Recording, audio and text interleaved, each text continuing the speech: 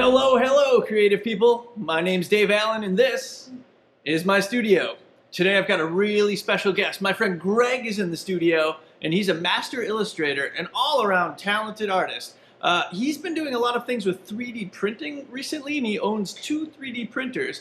And we're going to go talk to him, see if he can share a little bit about how he prints things in 3 dimensions. So it should be pretty interesting to learn about this new technology. So stick around.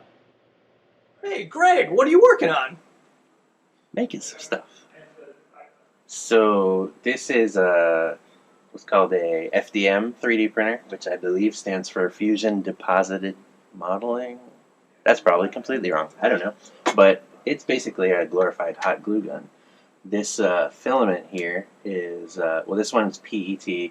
This one is PLA, polylactic acid. So it's made out of cornstarch, I believe. And it feeds through this element, which heats it up and compresses it into a little tiny thread, which you might be able to see. I don't know if you can see that or not, but it comes out of this little nozzle, which is real hot, and this carriage moves back and forth, up and down, and this whole tray moves back and forth, and just builds this up layer by layer by layer. So if you've ever seen The Fifth Element, where they rebuild Lilu Dallas, it's kind of like that. So, Greg, what are you printing now? I'm printing this here respirator mask. A lot of people are posting free designs since we're all covering our faces to avoid the COVID. I don't remember the artist's name off the top of my head. I would give credit otherwise, but pretty cool to just manufacture something all Star Trek-like out of this film.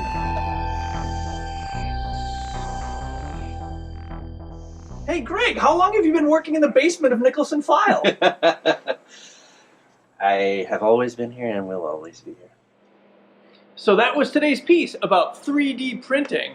And it starts in the computer. So you design something in the computer, and then the machine that Greg has prints things in 3 dimensions. So you have a physical object at the end.